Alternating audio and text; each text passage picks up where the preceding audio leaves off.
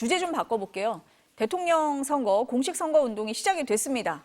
근데 이틀 만인 어제 성차별적 발언으로 논란이 됐어요. 네, 국민의힘, 더불어민주당 양쪽 모두 논란과 비판에 휩싸였습니다. 먼저 국민의힘 김문수 후보의 문제 발언부터 보겠습니다.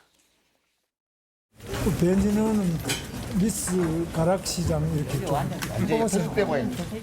가락시장 홍보 대사님 임명장 하나. 되실 거예요?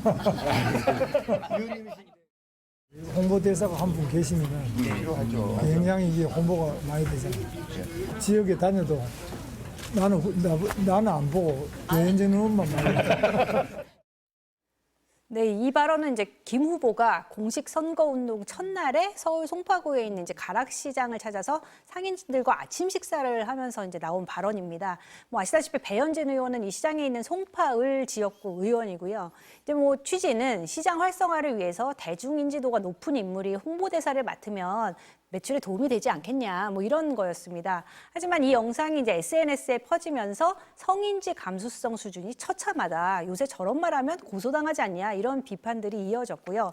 더불어민주당은 여성을 장식품처럼 여기는 차별적 여성관이 몸에 배어 있는 걸 보여주는 발언이라면서 봉건 시대에 살고 있냐, 이렇게 비판을 했습니다. 그러면서 김 후보의 과거 발언까지 소환을 했는데요. 김 후보는 2010년 공개 강연에서 걸그룹 소녀시대를 가리켜 쭉쭉빵빵이라는 표현을 써서 성희롱 논란에 휩싸였고요. 2011년 경기도지사 시절에는 춘향전이 뭡니까? 변사또가 춘향이를 어떻게 하려고 하는 거 아닙니까? 차마 제가 방송에서 언급하기 어려울 정도의 막말을 해서 저급한 성인 비하 발언이라는 비판을 받기도 했습니다. 더불어민주당에서도 논란의 발언이 있었죠. 네, 그렇습니다. 그 이재명 후보의 이제 10대 공약에 남성 군 복무 경력을 이제 호봉에 반영해 주겠다 이런 것이 포함을 된 것을 놓고 항의 문자 메시지가 이제 수천 통씩 쏟아졌다고 하는데요. 더불어민주당의 또 여기도 하필 김문수 의원입니다. 김문수 의원이 여기에 답변을 하면서 여성에겐 출산 가산점이 있을 겁니다. 군대 안 간 남성은 군 가산점이 없습니다. 남녀 문제가 아니라는 겁니다. 이렇게 답장을 보냈습니다. 그러자 출산을 안 한 여성은 그럼 여성도 아니라는 것이냐, 출산 후에 입사를 하라는 것이냐, 이런 반발들이 이어졌고요. 국민의힘도 젠더 갈등을 부추기는 구태의연한 정당이 된 것이 민주당의 현주소다, 이렇게 비판을 했습니다. 결국 김 의원은 사과를 했고요. 선거대책위원회에서도 직책을 내려놨습니다. 변호사님, 해명은 이렇습니다. 표현이 부족했다, 진위가 왜곡됐다, 이렇게 해명을 했어요. 어떻게 들으셨어요?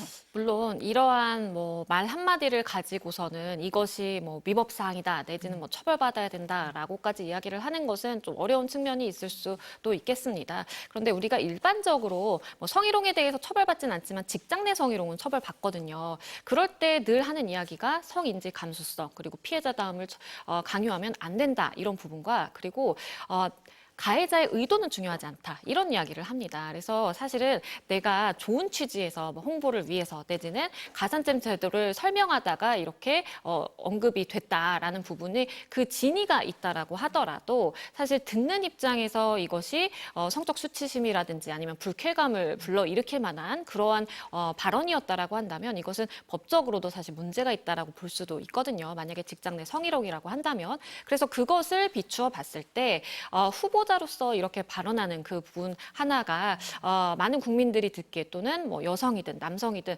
한 특정 성별이 듣기에 조금 불쾌했다 내지는 적절하지 못하다라는 느낌을 줄 수 있다면 이것은 본인의 진위와 상관없이 듣는 사람의 입장에서 해석을 해야 되는 부분이 있다라고 보이고요. 후보 자격에서 내지는 한 당을 대표해서 이제 이야기를 하는 부분이 있다 보니까 조금 더 신중해야 되겠다라는 생각이 듭니다. 문 기자, 그런데 이번 대선에서 여성 정책 없다, 이런 비판도 나옵니다. 네, 그렇습니다. 네. 이제 먼저 민주당 경우부터 말씀을 드리면 기억하시겠지만 1990년대부터 여성 정책을 대선 때마다 늘 주요하게 발표를 해왔습니다.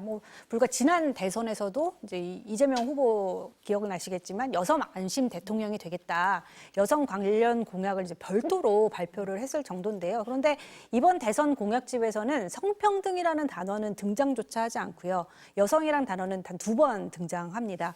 그러니까 민주당 쪽에서는 10대 공약에 담지 않았을 뿐이지 전체 공약에는 이제 포함이 될 거라고 했지만 내부적으로는 공연이 이제 갈라치기 논란에 휘말려서 표만 잃을 수 있다 이런 분위기도 있는 것으로 알려졌습니다.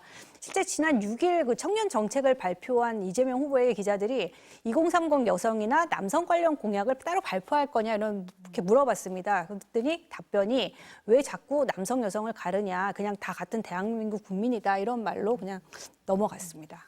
다른 정당 후보는 어떻습니까? 다른 정당들도 비슷한데요. 이제 네. 국민의힘 김문수 후보의 경우도 이제 경력 단절을 막기 위한 여성 연구자 지원, 여성의 군 희망 복무제 정도가 있었고요. 또 오늘 이제 여성가족부에 대한 질문이 나왔었습니다. 근데 여가부를 없애야 한다는 것도 이제 무조건 확대하다는 것도 아니다. 이런 뭐 두루뭉실한 입장을 내놨을 정도고요. 이제 이준석 개혁신당 후보의 경우는 아예 여성가족부 폐지를 1순위 공약으로 내세운 상황입니다. 이렇게 대선에서 여성이 사라졌다는 이제 평가가 나오다 보니까 민주노동당 권영국 후보의 행보가 굉장히 눈에 띄는데요. 나는 페미니스트다. 성평등을 모든 정책 기조로 삼겠다고 이제 오히려 차별화에 나선 겁니다. 여성가족부를 부총리급 성평등부로 격상을 하고 또 성평등 임금 공시제, 낙태죄 대체 입법 추진을 공약으로 내걸었습니다. 마지막 주제 좀 가볼까요? 지난 2022년이었습니다. 강원도 강릉에서 급발진 사고가 있었는데 결국 소송으로 갔죠. 근데 1심 판단이 나왔는데 법원이 제조사 손을 들어줬네요. 네, 그렇습니다. 그러니까 좀 사고에 대해서 간략히 말씀드리면 2022년 12월에 강릉의 한 도로에서 이제 굉음을 내며 달리던 차량이 추락을 했는데요. 이 사고로 당시 12살이었던 이도현 구미 숨졌고 운전하던 할머니는 크게 다쳤습니다. 유족은 차량 자체의 결함을 의심을 했고요. 이를 입증하기 위해서 국내 최초로 이제 실제 도로에서 주행 재현 시험을 했고 차량 전자 제어 장치인 ECU 소프트웨어에 결함이 있다 이런 법정 증언도 받아냈습니다.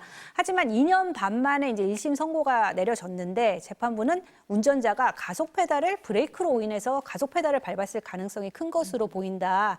이 사고가 전자 제어 장치 결함으로 인한 것이라고는 인정하기 어렵다라고 판단을 했습니다. 근데 앞서 경찰은 이제 기계적 결함은 없고 페달 오조적 가능성은 있다. 이런 국과수의 감정 결과에 대해서 한계가 있다고 판단을 해서 도현군의 할머니에 대해서 무혐의 처분을 내린 바 있습니다. 유가족은 이번 판결에 대해서 진실보다는 기업의 논리를 또 피해자보다는 제조사의 면피를 선택한 것이라고 했고요. 그래서 즉각 항소하겠다는 뜻을 밝혔습니다. 변호사님은 1심 판단 어떻게 보셨습니까? 일단 이번 1심 판단의 경우에는 사실 이제 유족 측에서 할 수 있는 모든 수단은 다 동원해서 굉장히 많은 노력을 했다라고 보이기는 하거든요. 그리고 재판부도 일단 열린 마음으로 실제 도로 주행까지도 재현을 해봤고 그리고 기존에는 이런 비슷한 사건에서는 도입하지 않았던 뭐 음향 분석과도 실제 이야기를 들어보고 다방면으로 어쨌든 이 조사라든지 증거 부분에 대해서 좀 세밀하게 지켜봤던 그런 부분이 있습니다. 근데 그럼에도 불구하고 조금의 현실의 한계에 부딪혔다라는 좀 생각이 드는데요.